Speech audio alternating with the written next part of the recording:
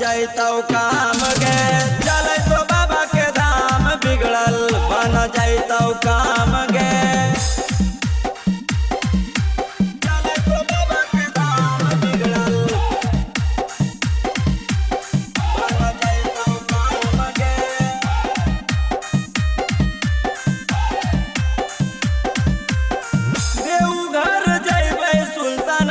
से भरबै पोनिया कामर उठाइबै वजह से पैदल जइबै गे रानिया।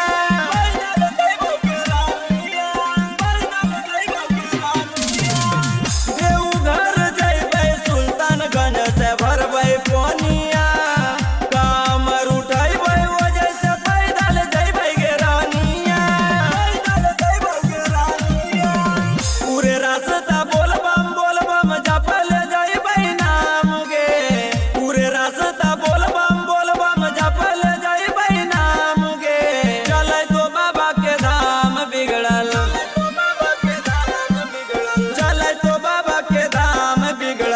बन जाइतो काम गे।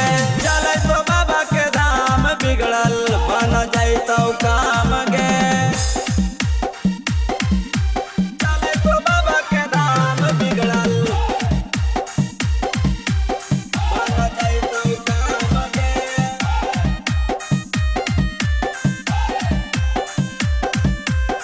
बाबा त्रिपुरारी पूरा करती सोचल सपना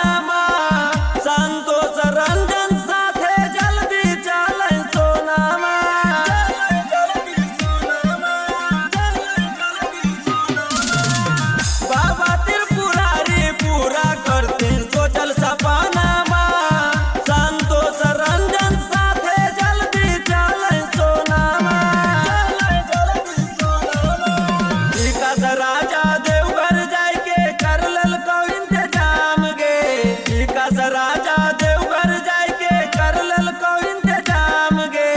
चल तो बाबा के धाम बिगड़ल चल तो बाबा के धाम बिगड़ल बन जाइतो काम गे। चल तो बाबा के धाम बिगड़ल बन जाइतो काम गे।